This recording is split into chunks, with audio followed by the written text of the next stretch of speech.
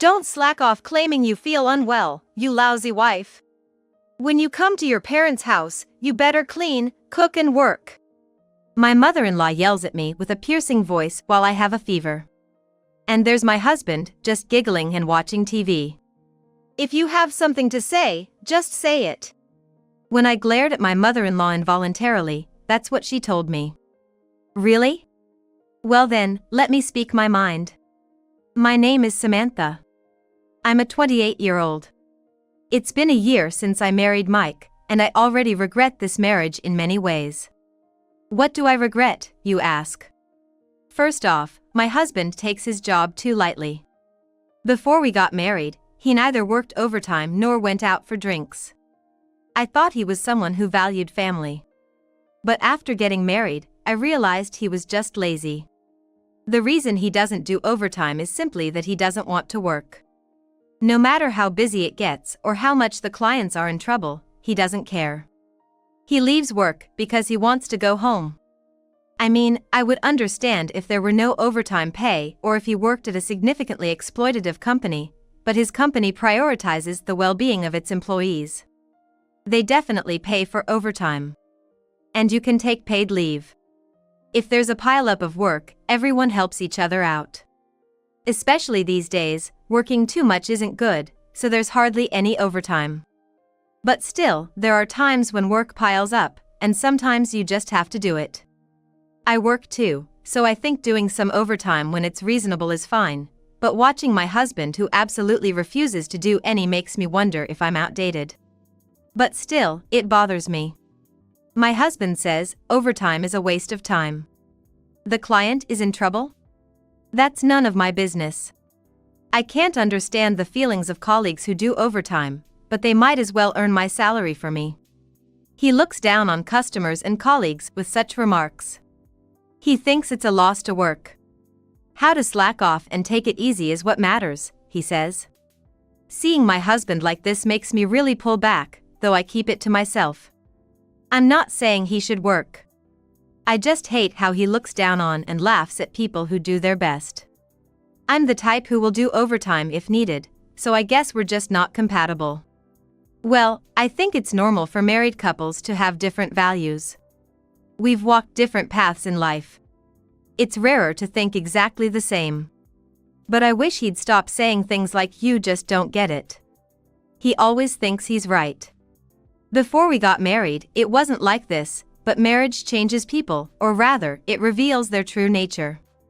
Even cleaning, he'll swipe his finger to gather dust and say, "What's this?" like he's some kind of stepmother from Cinderella. And when I prepare dinner exhausted from work, he says, "Take more time and make it properly. This radish isn't even seasoned well." I feel like dunking him in soy sauce and stewing him. No, I'm seriously an adult, so I wouldn't do that. Before we got married, he used to say, "Any food is fine as long as it's edible. I'm just grateful that you cook." Is this what they mean by "don't feed a fish once you've caught it"? Can you please release me back to the sea now? But as much as I list his bad points, there's no end to it. I have plenty of flaws too, and I've changed a lot since before we got married. Before, well, let's just say I have a past I can't even tell my husband about. And surely, he has complaints about me too. It's mutual, and that's what marriage is about, adjusting to each other. If that's impossible, then there's no arguing against "don't get married." But above all, there's one fault of my husband I can't forgive. That's the presence of my mother-in-law. Yes, for many wives out there, the mother-in-law can be the toughest challenge in marriage. Not all mother-in-law and daughter-in-law relationships are good, unfortunately, ours isn't. My mother-in-law has a very strong personality. Even though it was my day off yesterday, my mother-in-law showed up unannounced. There I was, all dressed up for shopping, and I just froze at the doorway. And of course, we couldn't go out as planned. It's only been a year since I got married, and I don't have the guts to stand up to my mother-in-law yet. A complainer at work is one thing, but a mother-in-law type of complainer is something you can't just brush off as a wife. And our complainer is the classic mother-in-law. Let me give you an idea with yesterday's episode. First, She shows up without an appointment and glares, "You were planning to go out even though I came?" Then my husband chimes in, "Right, Mom's here, so let's cancel our plans." What? I'm shocked, and my husband looks confused, like, did he say something weird? "Yes, Mike is such a thoughtful son to his mother," she says with a triumphant look. "What's with this mother and son?" Then, giving up, I served some coffee, and she snapped, "What's this coffee? The one I just bought from the supermarket tastes better," and she throws away my coffee.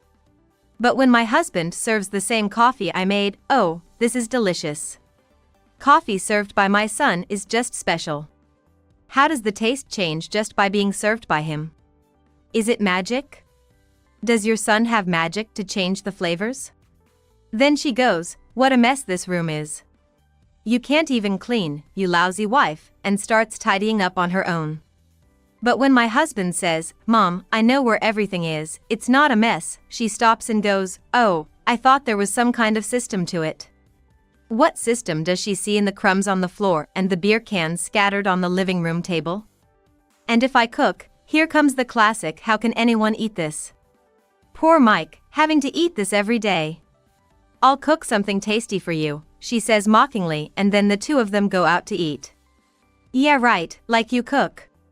What do you think, folks? Did you enjoy my sharp retorts to this mother-son duo? No, wait. What do you think of this bizarre mother-son relationship? A mother-in-law who can't let go. A husband who can't detach from his mom. By the way, my husband thinks men are eternally like boys, and wanders around the room in just his underwear. Do boys walk around in just their underwear? Well, that's marriage for you. All these things you don't see until you're married, it's just too much and confusing. I bet many wonder what's so good about my husband. I, myself, have started to lose sight of his good traits. Yet, without feeding the fish you've caught, maybe it's about using carrots and sticks, because occasionally my husband turns sweet. Thanks for always being there. I bought some cake, let's eat. It's these little thoughtful moments that make me unable to hate him. I know he's easy to manipulate. But isn't everyone happy when treated kindly? So, despite many negatives, I swore to God to stick with this man, and here we are as a married couple. However, a year into marriage, the sweetness and kindness of the honeymoon phase are gone. Lately, my husband goes out alone more often. Even if I'm not feeling well. There was a time when he would care for me when I caught a cold. Now it's like, "You're not feeling well? Okay, rest and sleep well," followed by, "I've got plans with my buddies, so I'm off. Don't worry about dinner for me, bye." Even if he goes out, what's this about not needing dinner? If he had no plans, was he expecting me to cook despite being ill? What about my dinner? Press a button on the pressure cooker and soup is ready? Oh, isn't that just too convenient, it almost brings tears to my eyes. Indeed, there are a variety of home appliances. I wish my pressure cooker would say, "Your soup is ready. Please enjoy your meal and rest well." No? Oh, I see, my appliances are not living in the future yet. As a woman, I often feel unwell, not just with colds but with the heaviness of the monthly cycle. Maybe that's why my husband has gotten used to it and doesn't worry much anymore. Is it too much to ask for just a simple "Are you okay?" from him? As time goes by, it will soon be 2 years of marriage, and my husband has completely started to ignore me. I'm going to watch a baseball game with a buddy from college today. What, you're going out again? My husband often goes out with friends on his days off. But that's not all. My mom is coming over, so please take care of her, he says, dumping the responsibility on me whenever his parents visit. And of course, the unannounced visits from my mother-in-law continue as usual. Even when she shows up as he's about to leave, he just says, "Samantha's here, so have some fun with her over tea," and leaves. He used to enjoy his mother's visits so much. Apparently, he's now thoroughly enjoying hanging out with friends, almost like he's reverted to being single. My mother-in-law seems unhappy about him going out too, and she doubles down on her sarcastic comments during such times. "Samantha, it's because you make such funny faces that Mike prefers to go out." What kind of comment is that? I'd rather be called ugly, at least that would be less offensive. What does she mean by funny faces? Lately, I've become stronger, so I retorted, oh, come on. Maybe Mike goes out because your eyebrows look unique, which is quite amusing. Oh dear, Samantha. So our days are filled with these mysterious laughs and sparks flying. I'd love to put my husband between those sparks and turn his head into an explosion like in a failed science experiment. Why do husbands always run away from mother-in-law and daughter-in-law battles? Since my mother-in-law shows up unexpectedly, I think it's okay not to visit his parents' home twice a year and during Oban, but it seems that's not an option. There's also the rarely seen father-in-law and the chance to meet my brother-in-law's family. So, I guess it can't be helped. But I do wish he'd spare me when I'm not feeling well. Just when it's time to visit his parents tomorrow, I've come down with a high fever. I have a fever, can you go by yourself tomorrow? I asked my husband, and he replied, why? If it means going alone, I won't go either, I thought he meant, but then he said, a fever is no big deal. Let's go. What is with this man and his casual let's go? No, in today's times, you shouldn't take a high fever lightly. Your brother has small kids, it would actually be a nuisance. That's okay. Turns out my brother can't make it, we'll visit some other time. What? My brother-in-law lives far away. In contrast, our home is close enough for my mother-in-law to make sudden visits. Then how about we go when your brother's family is also visiting? If my brother-in-law's family is there, my mother-in-law's nagging lessens. It's still there, but it's more bearable, and I can team up with my sister-in-law, which has helped us get by so far. Going alone is just too much. Yet my husband is oblivious to my feelings and lacks empathy for my illness. What are you talking about? Mom's really looking forward to us visiting. When my brother comes, we can go then too, but this time let's just go, the two of us. Why does he want to go to his parents' home so badly? What's so enjoyable about it? Especially since she often pops into our place unannounced? What's there to look forward to? I don't get it. Anyway, what's impossible is impossible. I feel like I'm going to throw up, I said as I lay down, but then my husband's chop hit me on the back of my head. What the heck? Illness is all in the mind. What? Listen, you think you're feeling terrible because you have a fever. You can overcome anything with willpower. Just keep telling yourself, you're okay. Huh? No, it's not the kind of fever that goes down with willpower. Put some willpower into it. Are you crazy? Eventually, our argument continued, and I couldn't rest properly. My fever, far from going down, actually went up. Despite my constant protests that it was impossible, my husband forcefully pushed me, utterly exhausted, into the car. In the end, he had to carry me into it. At least make it a princess carry. But that's hardly the issue here. I feel sick. I was seconds away from throwing up, desperately trying not to vomit in the car. 10 minutes later, as soon as the car pulled up to my in-laws' house, I bolted from the car and, barely greeting anyone, rushed to the bathroom. What, were you looking forward to coming here that much? Were my husband's words to me as I stumbled out of the bathroom, drained. I wanted to punch him with a phantom left hook. But I was in no condition for such actions, feeling absolutely dreadful. I quickly made the greetings and thought about calling a taxi to just go home.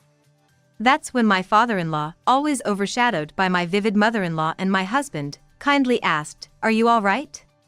He's very different from the other two, actually a very kind person. Seeing how pale I was, he expressed his concern. "You must hydrate after vomiting. Here, drink this unopened electrolyte solution," he offered, handing me a bottle. At this moment, I wanted to worship my father-in-law as a god. But just as I was about to drink, the bottle was snatched from the side.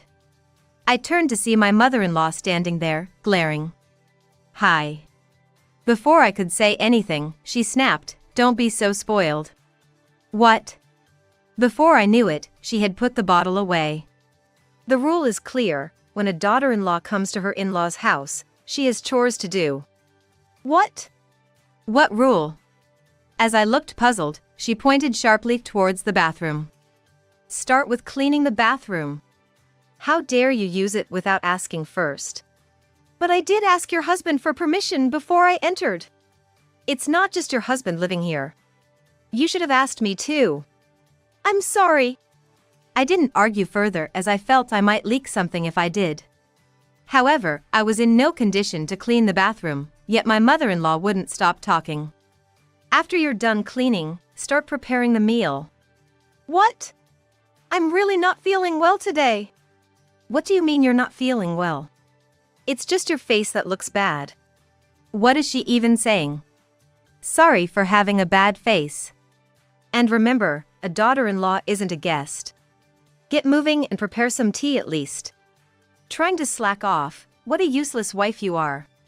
Get moving, fulfill your duties. But work, you lazy wife. My mother-in-law's shouting exploded. The piercing voice resonated in my head, which was already dizzy and aching from the fever. Glancing sideways, I saw my husband lounging and watching TV in the living room. Hey Mike, I'm really not feeling well. I called for help, but he replied, oh, I've got a temperature of 99.6 degrees Fahrenheit too, and my head hurts because I used too much hair product, but I'm fine. You'll be fine too, right? Illness is all in the mind. Come on, you can do it. Seriously? 99.6 degrees Fahrenheit is a normal temperature. Too much hair product? What's that about? At that moment, as I felt my limits approaching, my mother-in-law started screeching again. Hey, are you listening? Hurry up and make the coffee and clean up. And you need to go to the supermarket too. Is she joking? Just as I thought that, I heard a tiny snap in the back of my mind. I sighed deeply. Without responding to my mother-in-law, I glared at her while holding my aching head. If I looked annoyed, she glared back even harder. What's this? You glare at your elders while being such a useless wife. If you have something to say it clearly. She probably thought I wouldn't stand up to her as usual. But everyone has their limits. And I had just surpassed mine. Well then, I said quietly. Maybe it was the anger, but my headache seemed to ease a bit as I looked up. Then, without any reservations, let me speak my mind, shall I? The nerve of modern wives. What do you mean let me speak? You're a wife, you should just listen. You're the one who told me to speak clearly. When I shouted at her for being contradictory, my mother-in-law suddenly crumpled to the floor in shock. Before that, I had stomped my foot dramatically and stood with my arms crossed, looking down at her. Samantha! What are you? You told me to speak up if I had something to say, didn't you? I did not say that. You did say it, didn't you? Yes, I did. Refusing to let her conveniently forget her own words, I glared at her as she sat on the floor, then straightened her back to reply. I may be patient now, but back when I was wild, I was quite a blunt woman who didn't hesitate to speak her mind. What? Caught off guard, both her eyes widened. I continued without care. There are things about my past that even my husband doesn't know. I had a wild, let's say delinquent, phase. A delinquent? Here's a photo as proof, and I pulled out a picture from my pocket. It showed a gang of tough-looking individuals sitting in a row on a road, all glaring fiercely at the camera. In the center was a particularly intimidating woman. This person looks like she could make a few people disappear, right? What, this dangerous-looking person? That's me. Pointing at the woman, my mother-in-law's finger trembled when I informed her it was me. Is this you, Samantha? Yes, it's me. How many people have you made disappear? How many do you think? No, I've never done such a thing, of course. But perhaps it's better to remain vague now, as her face contorted with fear. Should I give you a facial massage? That's quite all right. Having learned of my daunting past, my mother-in-law quickly shook her head in panic. Now that I've cleared the air, shall we talk? Having seen such a photo, I think it's time to revisit my old self. What? There are many things I'd like to say to you. So many. Yeah, I won't finish telling you all in a night. That much. But I'm not feeling well right now, so I won't say it all. Is that so? Relieved by my words, my mother-in-law visibly relaxed. But it's too early to feel safe. So, I'll just say what needs to be said. What? First, listen to people. What? I said I'm not feeling well. Listen to what people are telling you. What? Trying a tougher tone, her face quickly paled. Then you shouldn't have come. Your son dragged me here. At that, I casually turned my gaze towards the living room. There, peeking out from behind the sofa with eyes wide as saucers, was my husband, who had been anxiously watching since I started recounting my past. So, I summoned him over with a strong tone. Come here, you. Me?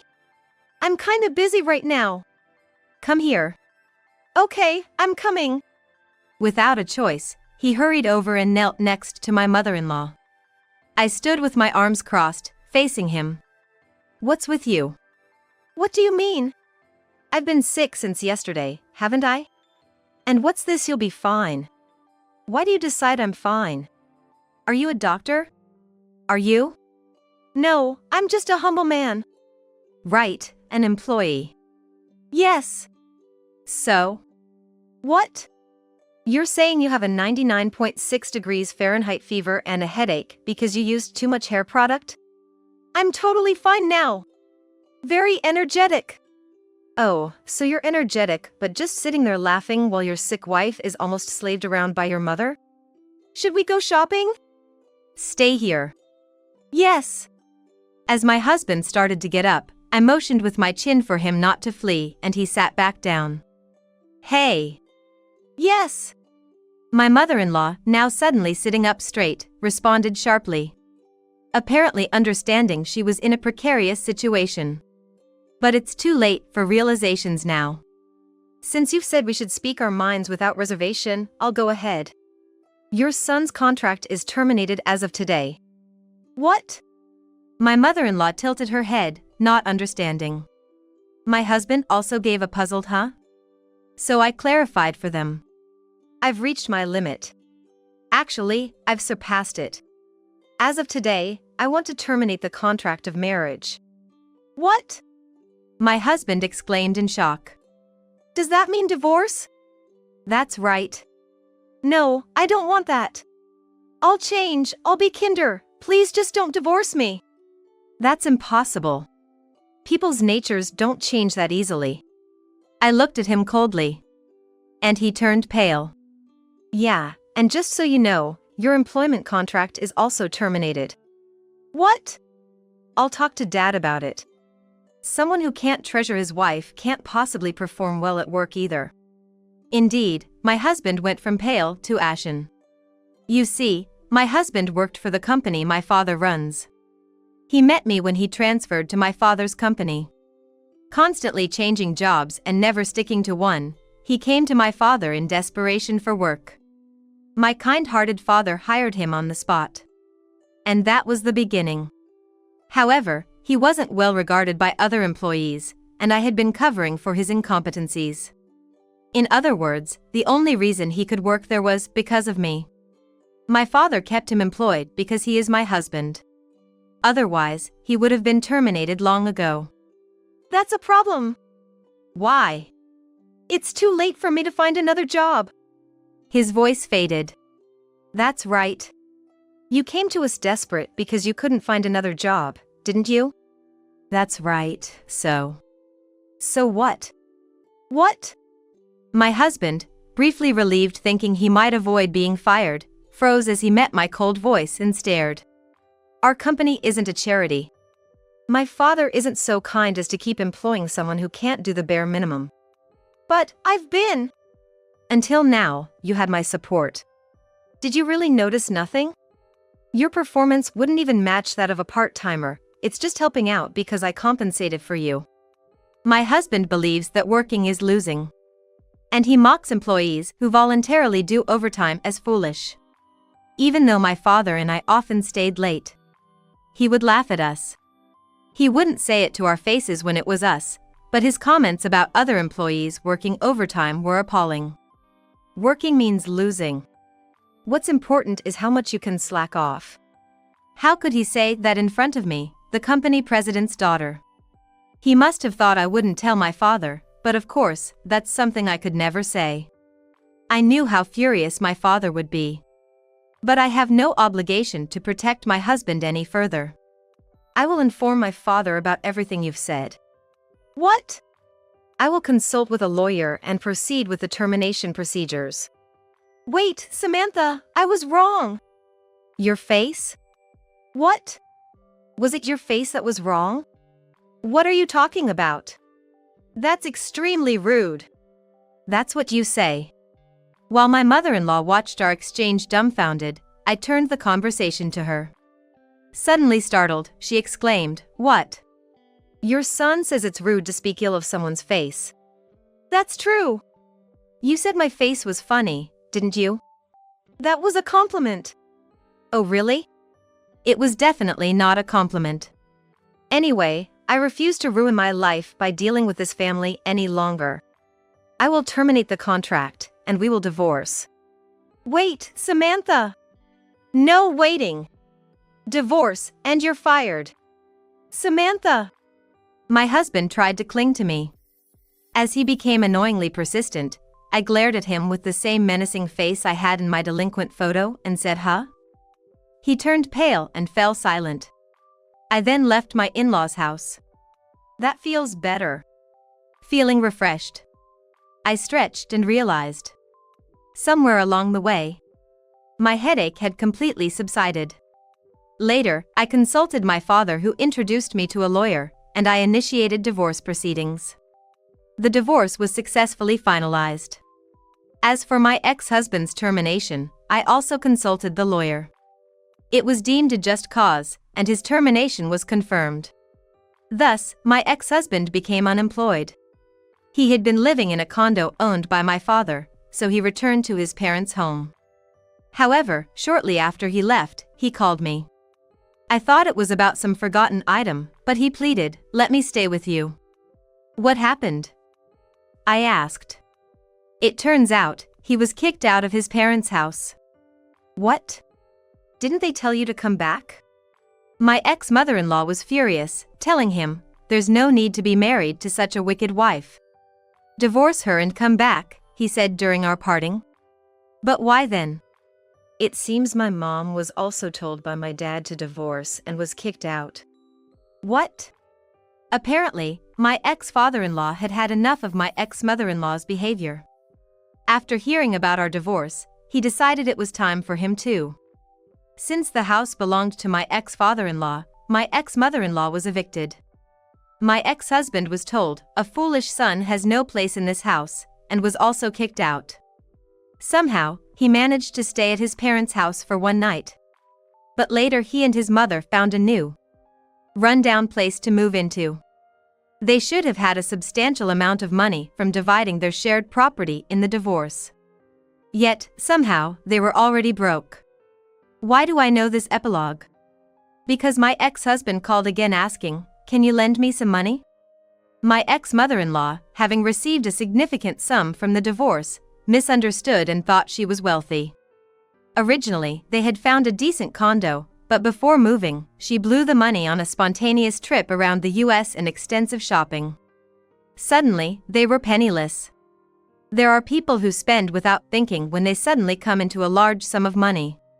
My ex-mother-in-law was exactly that type. My ex-mother-in-law is penniless. My ex-husband doesn't have much money either. Having been married for less than 2 years, there wasn't much in the way of shared marital assets. So the only place my broke ex-husband and ex-mother-in-law could afford to live was a rundown place. And now, my ex-husband keeps asking me for money. I can even hear my ex-mother-in-law's voice over the phone. "Samantha, I was wrong. I apologize, so please send money right now." No. How can you be so cold? I'm in trouble here. I can't send money because I have a funny face. What? My ex-mother-in-law is speechless over the phone. I'm the type to hold grudges. Isn't it nice, living with your beloved son, just the two of you? What's good about it? I have no use for a son who is just a lazy unemployed. Well, just try to endure until you can get a pension. Wait, really, help me. Hey, Samantha, help us out. Save us. While my ex-mother-in-law and ex-husband were desperately shouting, I said, "Oh, bad signal," and used that old lie to hang up the phone. I immediately set up call blocking. I don't often use that setting, but I enabled it quicker than a blink. After that, I got no more calls from my ex-husband and ex-mother-in-law. However, I still receive updates through mutual acquaintances and my ex-father-in-law. It seems my ex-husband hasn't been able to find a job and is seriously becoming unemployed. As for my ex-mother-in-law, she started working part-time, but having been a housewife for so long, she's apparently not performing well at her job. And they argue almost every day. Since my ex-father-in-law also frequently receives pleas for help, I taught him how to set up call blocking, for which he was grateful. Finally, peace came. Years later, as I approached my 30s and thought I might remain single for life, I met someone and remarried. My new husband is very kind and considerate, and my in-laws are wonderful people. He is diligent at work, but he also values family. Thank you for everything, every day. Thank you, Samantha. Even as a married couple, we must not forget to appreciate each other. Our baby, a sign of our happiness, laughs between us as we laugh together.